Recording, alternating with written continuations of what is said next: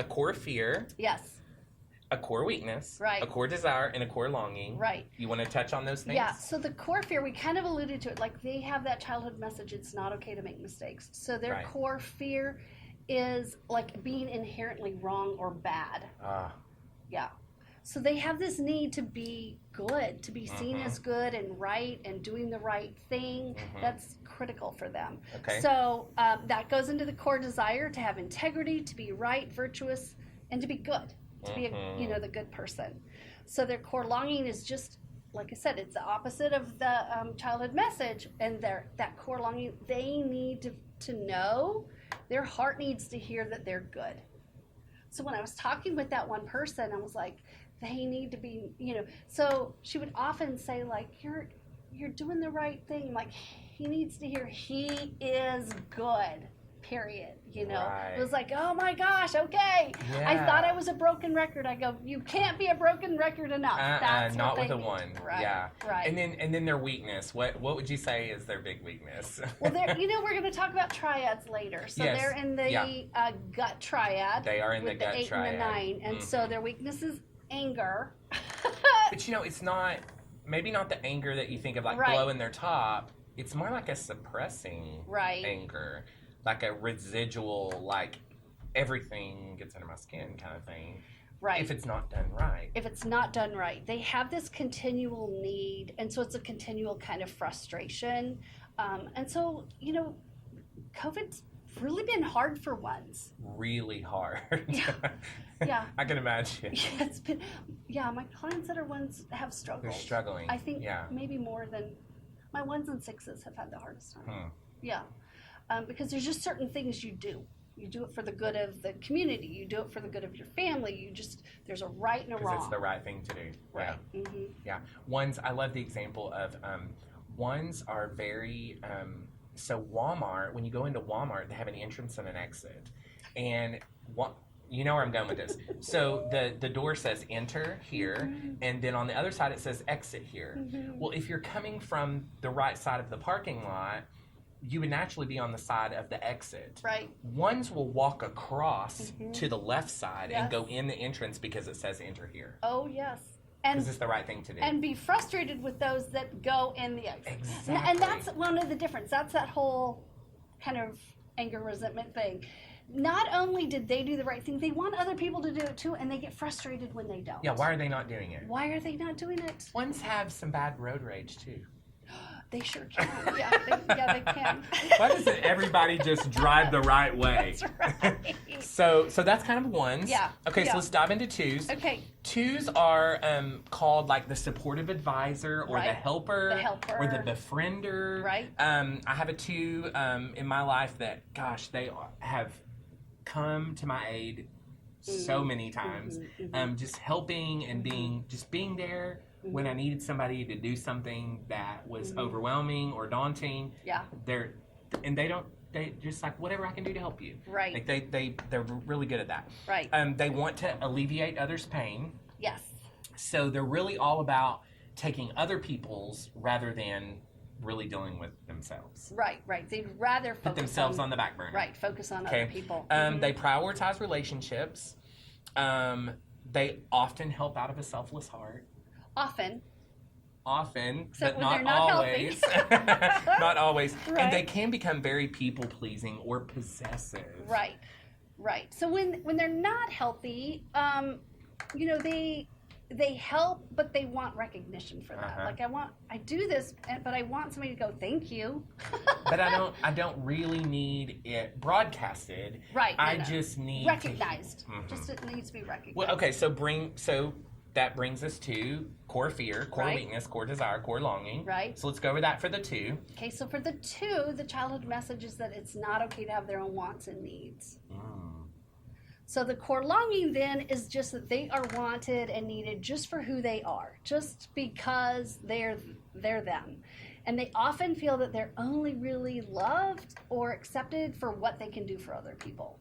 Right. So again, that longing, it kind of goes back to that. And you talked about the weakness because their core weakness is pride. Right. Which is denying their own needs. Right. Not taking care of what. Right. And they'll kind of go, but look at what all I did. There's a little sense of pride in that too. Yeah. But they want. They're doers. Twos are they're doers. doers. Oh well, we've got examples of that in the Bible too. Yes, we do. Yeah, but they are doers. But their core longing is that they're recognized not for what they're doing, but for just who they are. Mm-hmm. Their core desire to be loved, accepted, wanted, just for who they are. But that longing is just that they just want to be wanted. Like, just come sit with me. The need to be needed. The need to be needed. Right. So the core fear for them is rejection. Right. Right. And they feel that to their core. They do. They feel that to their core. Almost in every level of their life. Right. Right. They can feel that sense of rejection. Right. And it can be like debilitating. Yes. Because they so long to help. Like, they want to be there. They want to, how can I help you? And just to kind of be rejected or to be seen as kind of like needy or, not needed. Mm-hmm. It's a dagger for them. Exactly. So, okay, so let's do this. Let's wrap up with the threes today. Okay. So we'll take these like in threes. Oh, good. Since there's 9, you want to do that? Okay. Okay, so we're going to finish with a 3. Okay. I happen to be a 3. So you may know a little about the 3. Tiny bit. Okay. Maybe more than I want to admit. But 3s sometimes show their successes to feel important. Yeah, they can brag a little. Or we can be like insert subtly. Yes. So like rather than there's both types. Yeah. Yeah, but some just you just may show up with your medals on. I don't know. These old things. Show up with these old things. I just pulled them out of the back closet, dusted them off. Yeah, totally. Yes. Probably always gonna hang any type of certification or award on the wall in my office. Mm-hmm. Like, it's gonna go on the wall. Just because, you might need to know that I completed that. Okay, anyway. Here's a funny story. Yeah, I would never do that as a 9. Funny so story. that's funny. So I am working for a new company now, Yeah. and human resources director, and love what I'm doing. Yeah. Love working with people. I'm not your typical HR director, but I love it. I absolutely love it. And one of the things, we have this new big new warehouse in Arlington, Texas, and we go down there, and it's a quarter of a mile long from one end to the other, and it was empty when we first saw it. And so we go down there, and it just looks like it's 500,000 square feet, almost 500,000 square feet, like 494,000 or something. It's humongous.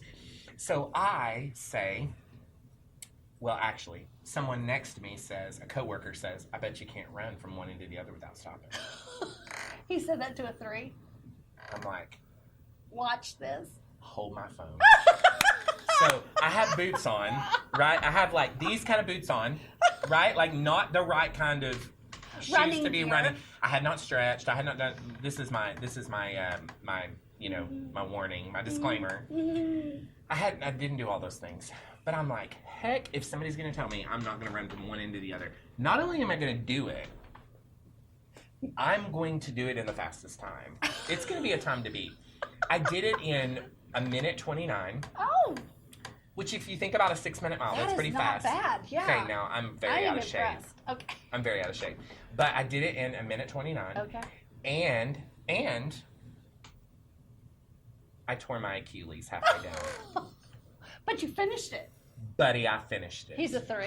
And then I hobbled out of that warehouse. So, I mean, for me, so to this day, nobody has broken my record. Right? Okay, so that's a typical 3. You need to say, was it torn Achilles? And they gave me a fun little plaque, a fun little Of course thing. they Okay. did. And guess where it's hanging? On the wall. On the wall in my office, yes. So 3s can be workaholics. Oh my God. They can neglect themselves. Right. So when you say workaholics, what drives that? Oh my goodness. What? I can't turn it off. Right.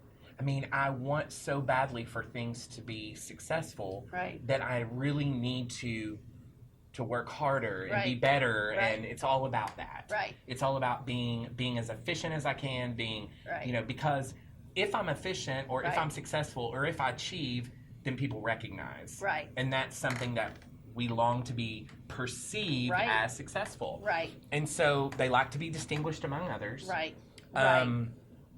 They're I like to say we're multitaskers. Really, there's no such thing as multitasking. Did you know that? No. You cannot do more than one thing at one time. Okay. I knew you couldn't think more you than one can thing have at a your time. hand in a lot of things Uh-huh. and have them all progressing at the same time. Right. But you really can't. But we like to call ourselves multitaskers. So let's just go with that. Okay, we'll go with that. So what are the 4 core things of a 3? All right. So they their core fear is being seen as like not achieving, like as a failure. Like that's the death of them. Yeah. Like I cannot be seen as Right. a failure. Or just like not achieving. Like Or even being just worthless, being stagnant. being not worth something. Right. Yes. Right. So that's the core fear for a 3. The core desire is to be admired, respected, just to be recognized for who they are, what they've done. Right. But that goes back to that core longing is it doesn't matter what you do. You're wanted and loved just for who you are.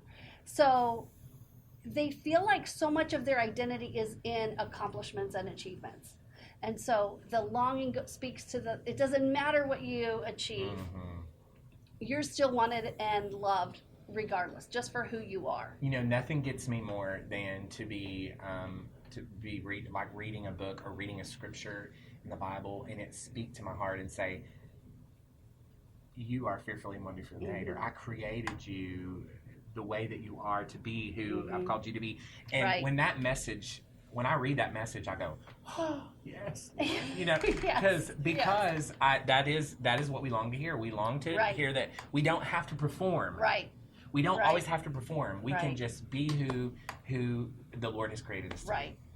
So their core weakness is that they will tend to wear masks so that they can project this image of success and achievement to everybody.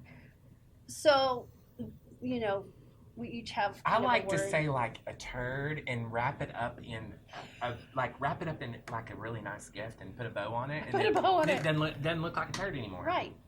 But it really still is a turd. Yeah. Sorry, that may not be an appropriate word to say on the podcast. I hope we don't get a negative rating for me calling it a turd. But that really what it is. I mean, they're really good at taking something really bad and turning it into something that... And so that authenticity can sometimes be lacking. Very much so. Yeah, so I steered away from the word like, you know, deceit. But that is so what it is. It is. The root of all of that is deceit. Right. So when you're healthy, you are a strategist. Mm-hmm. But when you're unhealthy, you're a manipulator. Ooh. And that's the difference in the motive. Right. So behind what you're doing. Right. Yeah. Well, I think we've done a pretty good job of just giving an overview of types 1, 2, and 3. And then in our next session, we're going to pick up and you want to do 4. Let's do 4, 5, and 6. Sounds good. Okay, so we did 1, 2, 3 today. We'll do 4, 5, and 6 on our next session. Okay. Our next episode. Yeah. And then maybe do 7, 8, 9. Well, we can't leave them out. No, let's not leave them out. We'll keep them. Well, I've already covered mine, so I'm fine. No, but you're a 9. We gotta do. Okay, that's all right. great. So we'll wrap it up with 7, 8, 9 in a couple of episodes and have all of them covered. And then we'll also go into like Enneagram paths. We're going to talk a little about triads. Still got I can't lots to wait. cover. There's so much to dive into, but it's going to be good. It's life changing. Life changing. Yep. All right. Have a great week.